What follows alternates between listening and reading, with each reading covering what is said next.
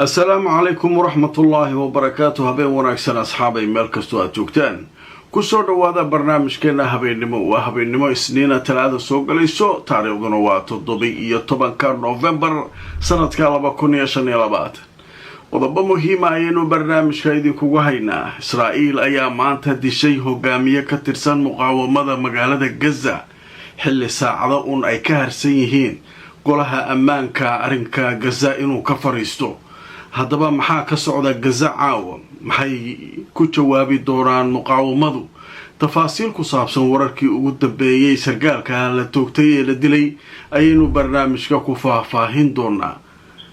Nikolay Smotrich wasiirka maaliyadda ee Israa'iil oo isaguna sheegay inay tahay in la burburiyo oo cagta la mariyo halka la sheegayo inay ku go'doonsan yihiin ciidamada Hamas ee koonfurta marinka Gaza qaybaha dambana waxaan idinku hayaa muxuu ka doonay dhaxal sugaha boqortooyada Saudi Arabia dalka Mareykanka isagoo maanta halka u dhoofay haddaba warbixinadii ugu dambeeyay wararkaas ayaynu barnaamijkeena ku faahfaahin doonaa barnaamijku waa kii saddexaad maanta isniinaan idiin soo gudbiyay iyadoo ay ka horeeyeen barnaamijyadeedii subaxnimo iyo kii galabnimo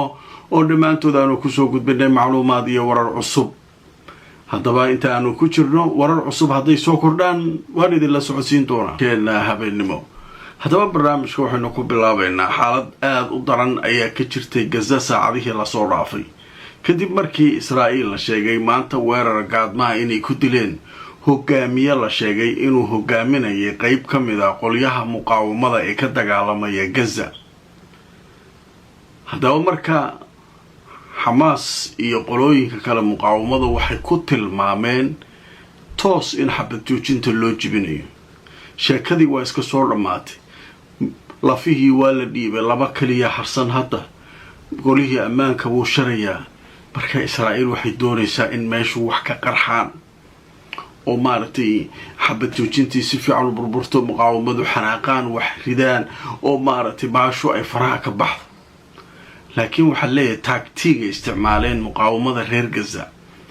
arinka markuu dhacay jawaab maysan ka bixinin markiiba waxay la xiriireen qolooyinkii dhexdhexaadiyaasha Turkida iyo Masar iyo Qatar iyo Israa'iil waxay rabtay waxaan dhan inay kala tuurtaan ugu leeyahay golaha ammaanka kulankiisa in la yiraahdo meesha xabad joojintii waaba burburtay dhagaha la iska garaacaya baashu meel xun ay tagtay hogaamiyahan la dilay marka muxuu yahay hogaamiyaha ma Islamic Jihad uu ka tirsan yahay ma Al-Qassam oo Hamas ayuu ka tirsan yahay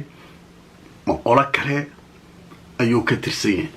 haddaba marka waxaan idin tusinayaa wararkii ugu dambeeyay ee arinka warbaahintu ay ka qoreen saacadihii la soo dhaaf telefishinka Al Jazeera wuxuu leeyahay laba qof ayaa shahiiday kadib markii ciidanka gumaystuhu ay rasaas ku fureen magaalada Gaza dhanka kalena waxaa dil gaadma lagu dilay hogaamiye ka tirsan muqaawamada Gaza haddaba marka warbixin weeshii socotay waxa leeyahay howlgalkan shirqoolka dilka ah ayaa la sameeyay iyadoo la sheegay in sargaalkan uu hogaaminayay guutada la yiraahdo Nasir Salahuddin garabka militariga ah ee muqaawamada shacbiga qolada la yiraahdo oo kamid ah kooxaha ka dagaalamaya Gaza ciidanka gumaystaha ayaa weerar gaadma ku dilay hogaamiyaha kooxdaas hogaaminayay magaciisa wuxuu ahaa ninka gaadmada lagu dilay Wasim Abdulhadi Abul Abid waxaana la sheegay in lagu dilay meel ku dhow deegaanka la yiraahdo Deerul Balax taasoo ku taala bartamaha marinka Gaza war ay soo saartay kooxda uu hogaaminayay ee la yiraahdo An-Nasir ayaa waxay ku sheegeen ciidamada gaarka ee Israa'iil inay weerar ka fuliyeen oo ninka ay dileen waxayna ku tilmaameen inuu ahaa weerar gaadma oo fulaynimo ah oo Israa'iiliyiintu ay kaga faa'iideysanayeen xabad joojinta oo ninka muhiimka ah ay kooxda ka dileen way